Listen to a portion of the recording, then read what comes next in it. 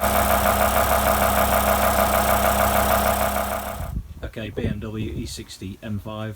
So nice easy DIY today. Going to be looking at cleaning the mass airflow sensors on this engine. This will be the same for most M-car engines, as they've got a similar design. The sensor's just like an element that bolts in as a small unit like that, as opposed to the other BMW engines, which is like a whole unit that connects to the ducting.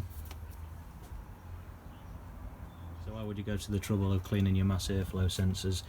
Well, these sensors measure the airflow coming in to the engine. The ECU will look at them readings and then adjust the air fuel mixture to suit, just to get it perfect.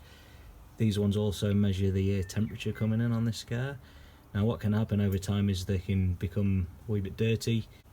These ones, especially on M cars, can get a bit of oil residue on them. These engines can suffer with a little bit of oil blowback, especially if the PCV valves haven't been serviced in a long time, been replaced. Just like a small check valve on the back of the engine, here and there. And over time they can act that they pass a wee bit when they're closed, so that can cause issues with oil blowback. And I noticed this especially last time I replaced the air filters. There's like a small amount of oily residue just on the top side there, both sides. So of course if it's there on the filter, it's bound to be a little bit on the sensors as well. So this will just clean them up and make them readings perfect that the engine computer's looking at.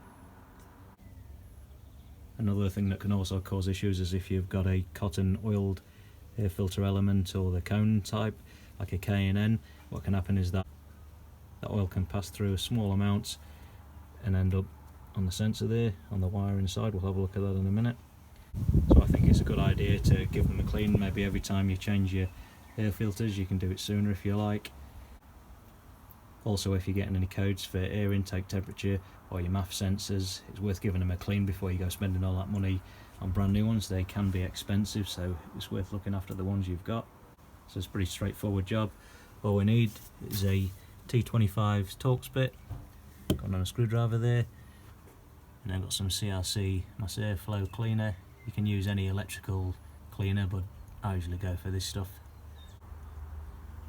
Okay, so to remove them, just got the electrical connector to unplug there, and then you've got the two Torx screws, one top and bottom. Just undo them with your screwdriver, and then you've got to watch when you're tightening them up later on that you don't go too mad, because you're tightening into plastic there, so they're quite easy to strip if you're not careful. And you've also got to watch that when you do refit them, that you have them in the same orientation. You can put them in backwards, but where the two small elements are on the foot, they can be back to front, so you've got to watch that. Okay, so I'll pop that off, put it to one side, remove the screws.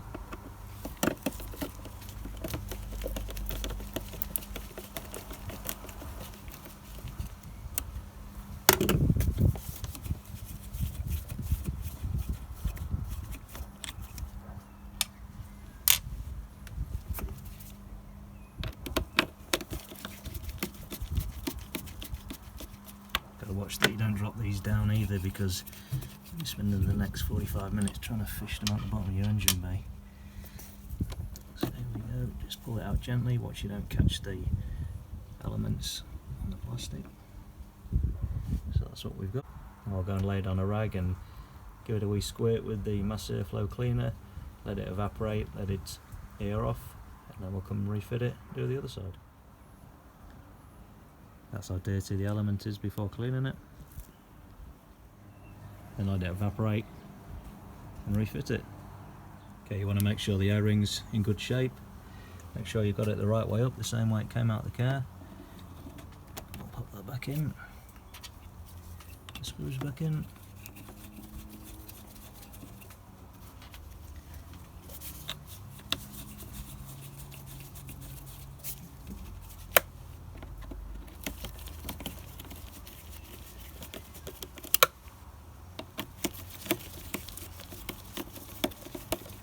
Them down finger tight, nice and even, and then give them the nip. Like I say, don't go too mad because you're likely to strip the plastic.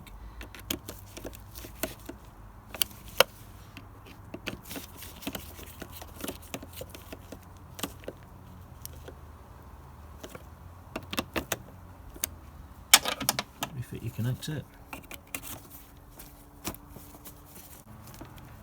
And we'll repeat the process with the other side.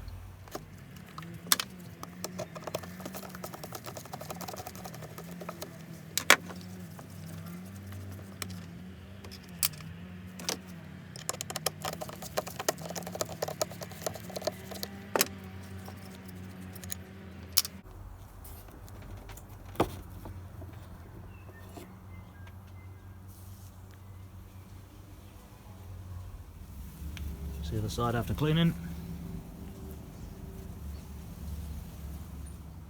Okay, so we're ready to refit the other side. Now when I took this out, it might have looked like it was back to front compared to the other side, but it wasn't. What you've got to watch out for is that small orange piece on the element there. That needs to be facing the front of the car.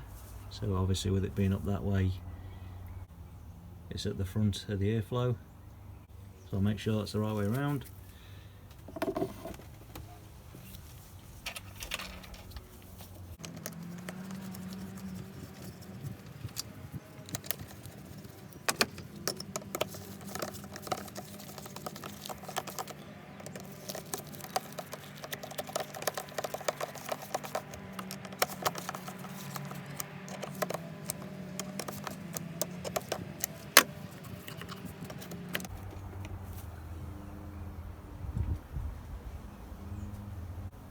Okay, so there we go, they're both clean now. You might notice an improved throttle response or a better idle after doing this. You might not notice anything. It's just a good idea to keep them nice and clean. Like I say, try not to touch the element because you can damage it quite easily. Other than that, she's all good to go. Okay, I'm MTech Guy, thanks for watching. Okay, so just got back from a drive after cleaning the maths, thought I'd let you guys know what I found. So there wasn't any improvement to the idle quality, the engine smoothness or throttle response. Didn't really have a problem with any of that anyhow. One thing I did notice though, there was a huge improvement to the fuel economy. So I was getting average 5.5 k's per litre, I'm now getting 8.5 k's per litre, driving exactly the same style. So definitely a good investment for the price of a can of that MAF cleaner, and definitely a job worth doing. Okay, thanks for watching.